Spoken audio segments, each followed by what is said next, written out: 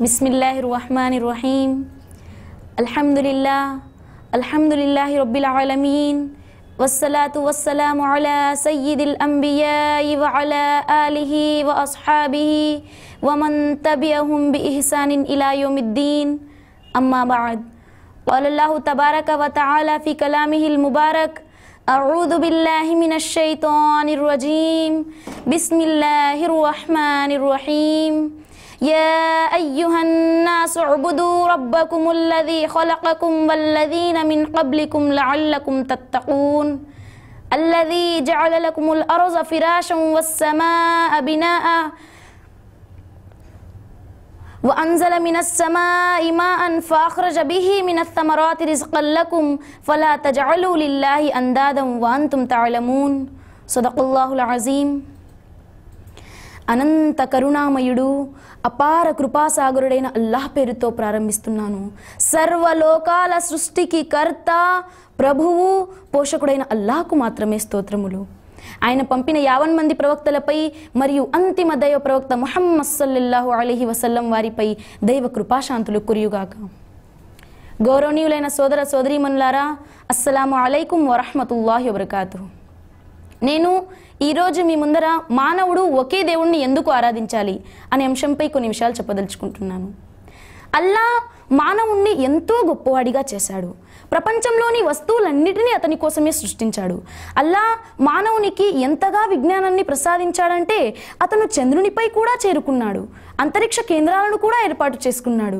అల్లాహ్ సుబ్హానహు వ తఆలా మానవునికి విపరీతమైన మేధస్సును ప్రసాదించాడు. ఆ తర్వాత ఇలా సెలవిచ్చాడు, ప్రపంచం మీకోసం సృష్టించబడింది, మీరు మీ యొక్క ప్రభువును గుర్తించడానికి, ఆయన్ను ఆరాధించడానికి సృష్టించబడ్డారు. అంటే మానవుడు అల్లాహ్ యొక్క ఖలీఫా, ప్రతినిధి. వస్తువులన్నీ మానవులకు సేవకులు లాంటివి.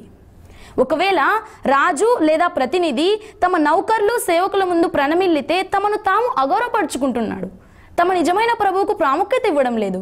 అందుకే ఖురాన్లో అల్లాహ్ ఇలా సెలవిస్తున్నాడు, వమా ఖదరుల్లాహ హక్క ఖద్రిహి, వారు అల్లాహ్కు ఎంతగా ప్రాముఖ్యత ఇవ్వాలో అంతగా ప్రాముఖ్యత ఇవ్వడం లేదు.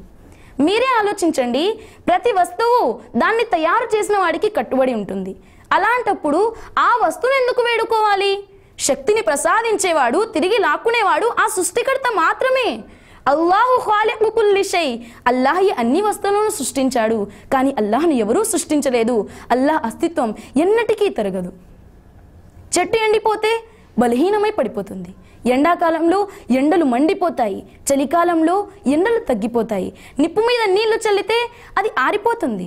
మనిషి పరిస్థితి కూడా ఇంతే. బాల్యం, యవ్వనం, వృద్ధాప్యం, మరణం. వృద్ధాప్యంలో మనిషి మనస్తత్వం చిన్నపిల్లల మనస్తత్వంలా మారిపోతుంది.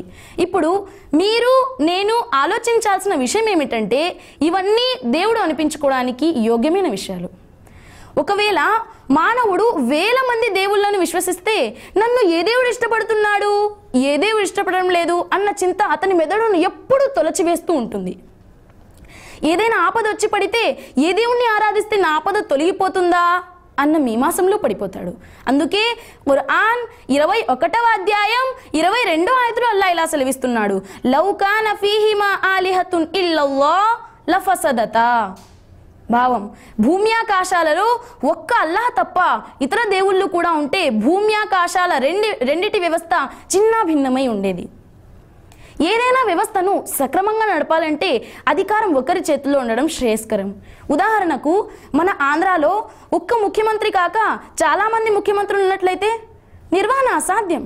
కనుక ఖురాన్ 2వ అధ్యాయం 21-22 ఆయతులో అల్లాహ్ ఇలా సెలవిస్తున్నాడు, యా అయ్యుహన్నాసు ఉబుదూ రబ్బకుముల్లదీ ఖలఖకుం వల్లదీన మిన్ क़ब्लिकुम లఅల్లకుం తత్తఖూన్ అల్లదీ జఅల లకుముల్ అర్జ ఫిరాషం వస్సమాఅ బినాఅన్ వఅన్జల మినస్ సమాఇ మాఅ ఫఅఖ్రజ బిహి మినస్ సమరాతి రిజ్क़న్ లకుం ఫలా తజఅలూ లిల్లాహి అందాదన్ వఅంతుం తఅలమూన్. భావం, మానవులారా, మిమ్మల్ని మీ పూర్వీకుల్ని సృష్టించిన మీ ఆ ప్రభువును ఆరాధించండి. అప్పుడే మిమ్మల్ని మీరు రక్షించుకునే అవకాశం ఉంది. ఆయనే నేలను పడకగా నింగిని కప్పుగా చేశాడు. పైనుండి వర్షం కురిపించేవాడు కూడా ఆయనే. ఆ వర్షం ద్వారా ఆయన రకరకాల పండ్లు పంటలు పండించి మీకు ఆహారాన్ని సమకూర్చి పెడుతున్నాడు. కనుక ఈ యథార్థాలు తెలిసిన తర్వాత ఆ దైవానికి ఇతర శక్తుల్ని సాటి కల్పించకండి. ఖురాన్లో అల్లాహ్ గురించి వేరే చోట ఇలా ప్రస్తావించడం జరిగింది, ఖుల్ హువల్లాహు అహద్. ఓ ప్రవక్త ఇలా అనండి, అల్లాహ్ ఒకే ఒక్కడు, అల్లాహు సమద్ ఆయన నిరపేక్షాపరుడు, లం యలిద్ ఆయనకు ఎవరూ సంతానము లేదు, వలం యూలద్ ఆయన ఎవరి సంతానము కాదు, వలం యకుల్లహు కుఫువన్ అహద్ ఆయనకు సరి సమానము ఎవ్వరూ లేరు. ఆఖరిలో అల్లాహ్తో దుఆ ఏమనగా, అల్లాహ్ మనందరికీ నిజదేవుడైన అల్లాహ్ను గుర్తించి ఆయన్నే ఆరాధించే భాగ్యాన్ని ప్రసాదించుగాక. ఆమీన్ సుమామీన్. వాఖిరు దావానా అనిల్ హమ్దులిల్లాహి రబ్బిల్ ఆలమీన్. అస్సలాము అలైకుం వరహ్మతుల్లాహి వబరకాతుహు.